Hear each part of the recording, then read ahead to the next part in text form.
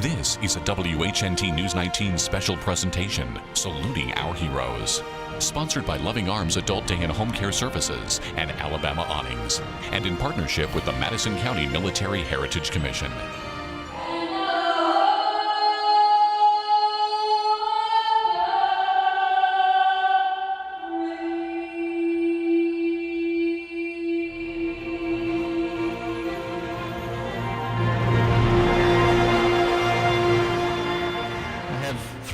Tonight.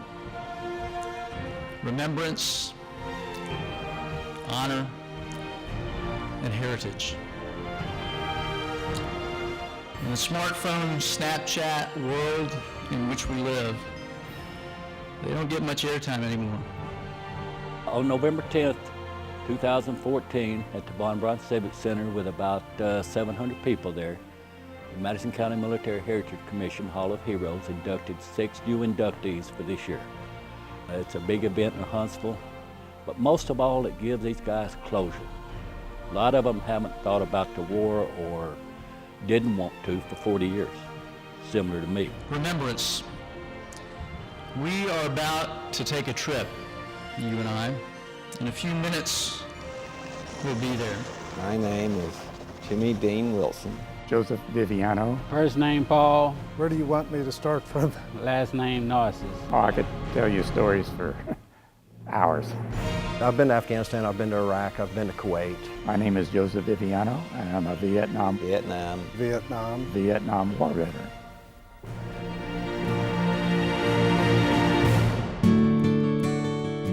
Into fire, into a minefield, an ambush, flew into a sky stitched with tracers. Why? Why would they do this?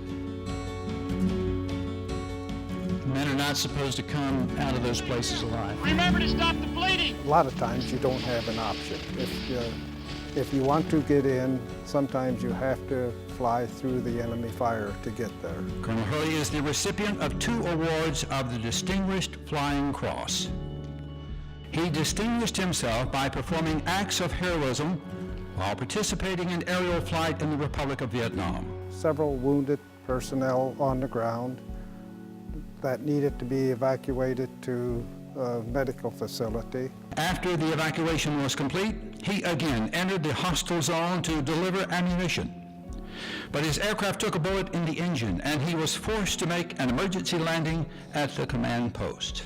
I served a 21-year career in the U.S. Air Force, retired as a major, and I flew aircraft the entire time I was in the Air Force. Major Viviano is the recipient of 2 awards of the Distinguished Flying Cross for his heroic acts in August and September 1968 in the Republic of Vietnam. It was like I was in a movie. I was seeing things that you don't see in movies at the time. It was just like, but it was like a movie. And they will tell you they were common men. I was doing my job, and people to the left of me and the right of me, were so much braver than I, in my eyes. On November 2nd, 2006, then Captain Christopher Johnson, serving with 3rd Special Forces, was conducting operations near Tagab village in Afghanistan when his convoy of vehicles was ambushed with a high volume of small arms and rocket-propelled grenades from nearby orchards. It was pretty intense, and like I said, we didn't, it was just another day at the office for us. In that moment, incredibly, they laid all of it down. I heard what sounded like an explosion. On July 10th, 2013, Sergeant Thompson risked his life as he ran towards a crowd of people fleeing a truck that had just erupted into flames.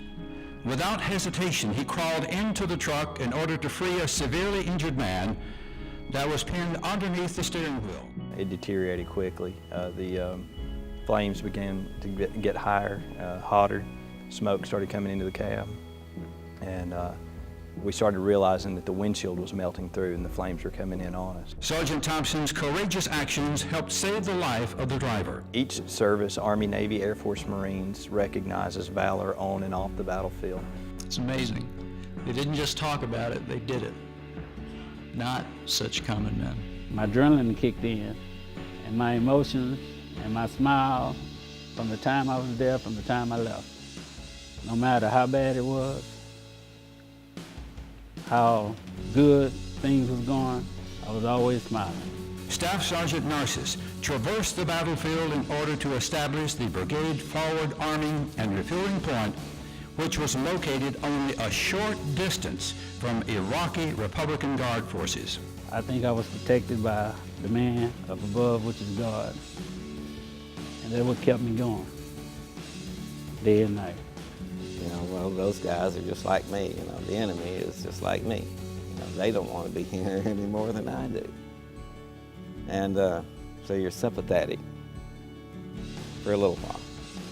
Specialist Wilson braved intense volumes of enemy automatic weapons fire and rocket-propelled grenades to place accurate and devastating suppressive fire into the well-conceived enemy emplacements. Soon enough, you get into a firefight, and some of the guys that you've learned to know, they get killed.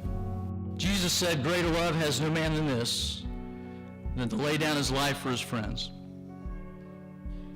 Greater love has no man. He was shot up, but alive, and I'm hollering for the, you know, the medic. So I stopped to, you know, try to, you know, stop the bleeding because he was bleeding.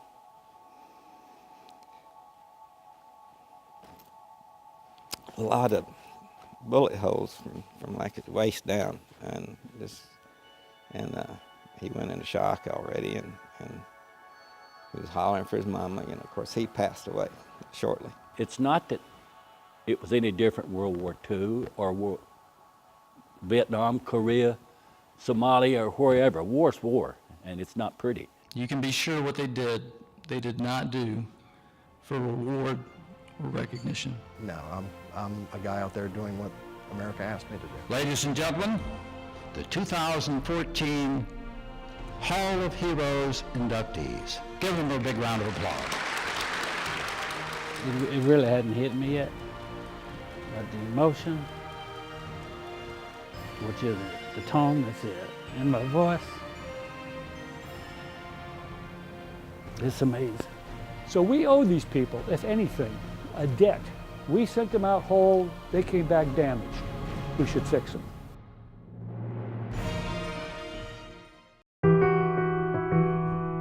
The biggest problem is to try to convince people that there's no such thing as a clean war. People die. This is why you try to avoid it, if at all possible. Seeing those boys die, you know, it's tough, you know. That's what makes you appreciate life, you know. And, you know, you get to be buddies with somebody there, and then they get killed. So those kind of things are the horrible part of the war, you know. You know, during my era, you went over for a year, and that was it. Most everybody went over for a one-year tour. Look at the people today since 9/11. They go over 3 and 4 and 5 times into areas where they could get killed any day.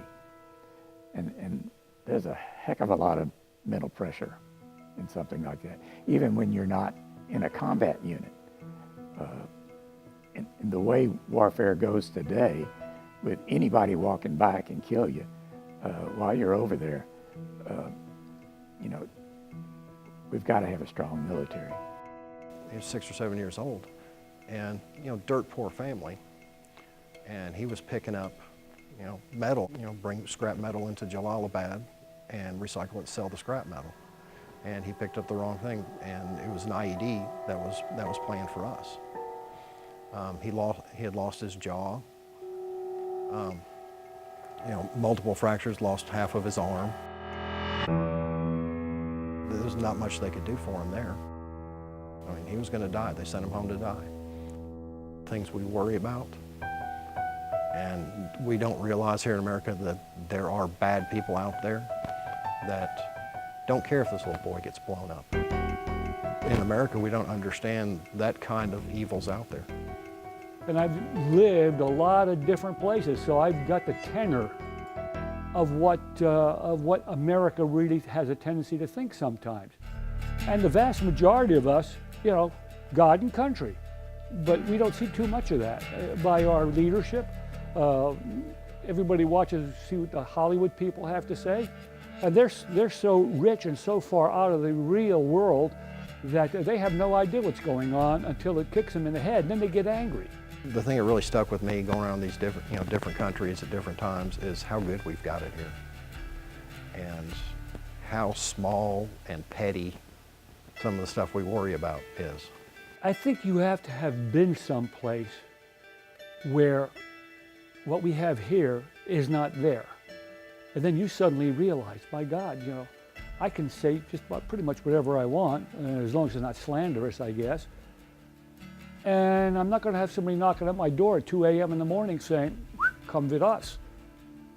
And that's important. And the fact that those people took a portion of their lives to make sure that we could keep this is important, because we are a piece of ripe fruit hanging from the tree. The examples being set at the very top of our food chain may not be the most patriotic examples we've seen in history. I guess if I look at it in that respect, what my message to the younger generation would be is to study, learn, and appreciate the history as it is. Develop your own interpretation of what our history is. Don't let it be fed to you. Don't take someone else's definition of what we stand for and let it be twisted. And that's something that's always been important to me, and I always go back to that swear-in ceremony for the military service. And you never appreciate the Constitution in elementary, junior high, and high school like you do after you've signed a contract to defend it. And that's where we've got to get if we're gonna relay this whole patriotic message to the younger generation. They have to know and appreciate our Constitution as it is, and defend it the way it's written. To keep America's ideals, institutions, and citizens secure.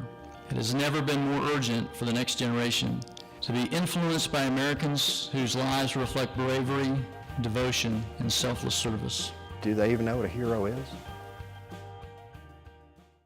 And so we honor them. And not only because it is right for us to do so, it most certainly is, and we must, but also because on most days, at the end of the day, you and I need to be reminded what is truly important in life. We have a long history in Madison County of doing that. We started honoring the veterans here in the Hall of Heroes in 1975. And we have honored those who've served with valor since Madison County, Mississippi Territory was founded in December 1808. It boggles the mind to understand what these people had to do to ensure that we could be where we are standing today. What real sacrifice entails, what it means to truly give of oneself. They know the answer. It's important because if you don't hear it from your mother, your father, or your aunt, uncle, then you don't really get it. And as a child, you know, you're off learning, doing other things. So it's important that we still instill those values that we had into the children of today, to give them pride in country, give them pride in God, and give them pride in themselves. That's what they need. We're starting to replace truth with political correctness. Somebody's going to be offended if we say this or that. If we say God, my God, you can go to jail now for saying God. And we've taken God out of our country slowly but surely, and it's not whether it's Jesus or a Muslim or that elm tree over there that you're worshiping. The concept of a God is important because it means that there's a superior being that's looking down upon what you're doing, and if you do something bad, almost all religions say there's some sort of a punishment involved. Well, take away God, and who's in charge? Man. And we're imperfect, and we do imperfect things. We kill people. Why? Because we can. And there's nobody to answer to.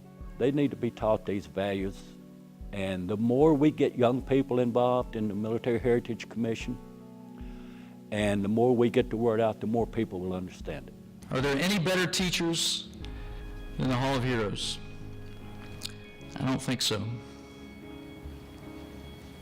The Madison County Military Heritage Commission and the Hall of Heroes are about to undertake a new and vital mission, one which we are uniquely equipped to carry out.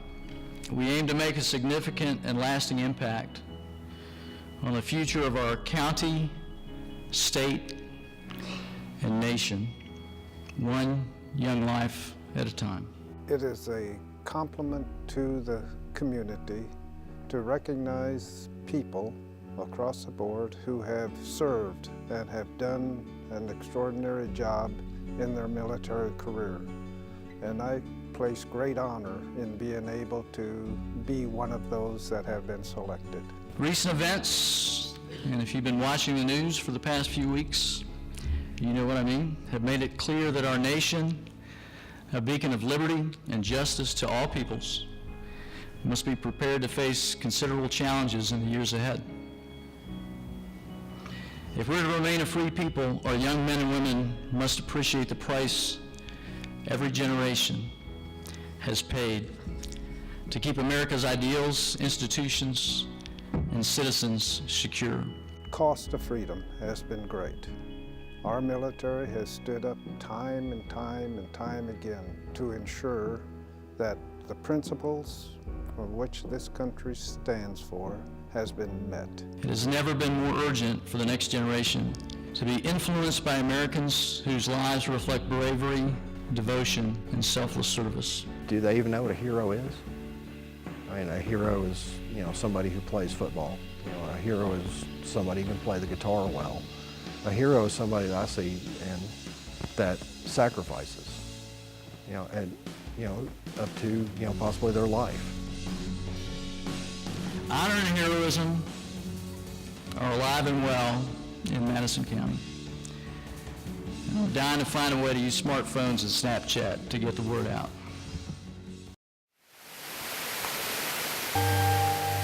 We're making plans to capture the stories of the Hall of Heroes by recording their individual oral histories on archival video to include their biographical information, their personal recollections of the places, circumstances, and people surrounding their experiences in defense of our country.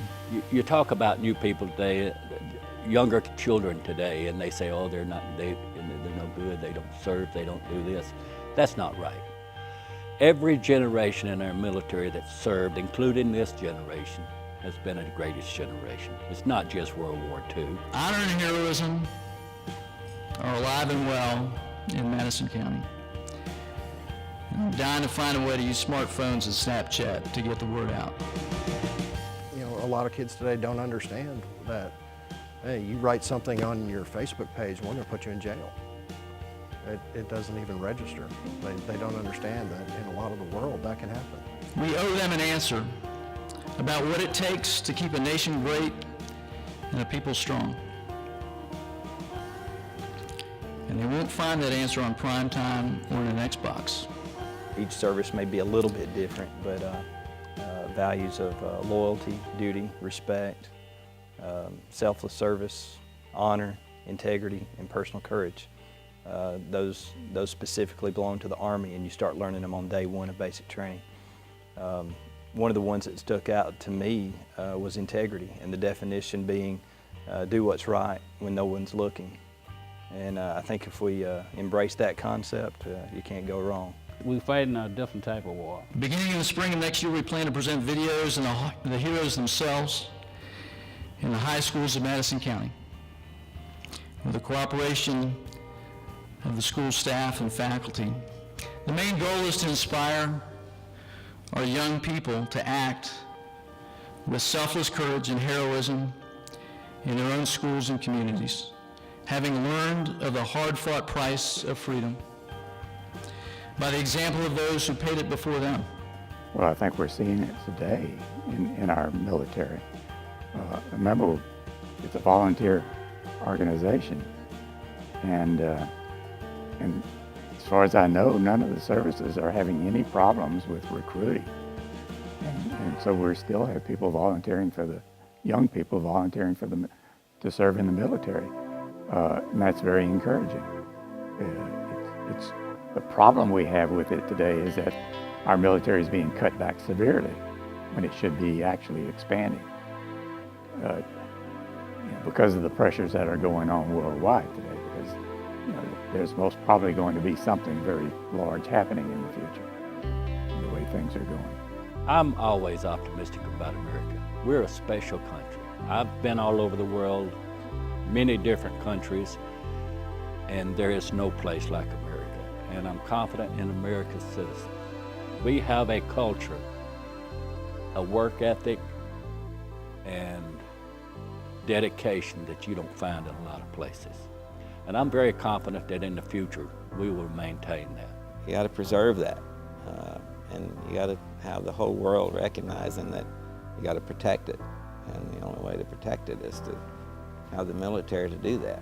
Hard work, 99% perspiration and 1% inspiration. And that's really what made us great. And that's what hopefully is going to keep us going. Making sure that our military is back to where it should be, strong and 100%. Ronald Reagan once said, "Freedom is never more than one generation away from extinction." What we do need to do, though, is educate our children, return them to the values that we had long ago, family values, become a family unit again. And that bleeds over into the service and to dedication to the country and God, etc. Okay? So yeah, I believe we'll have a great future. I really do. This has been a WHNT News 19 special presentation, Saluting Our Heroes. Sponsored by Loving Arms Adult Day and Home Care Services and Alabama Awnings, and in partnership with the Madison County Military Heritage Commission.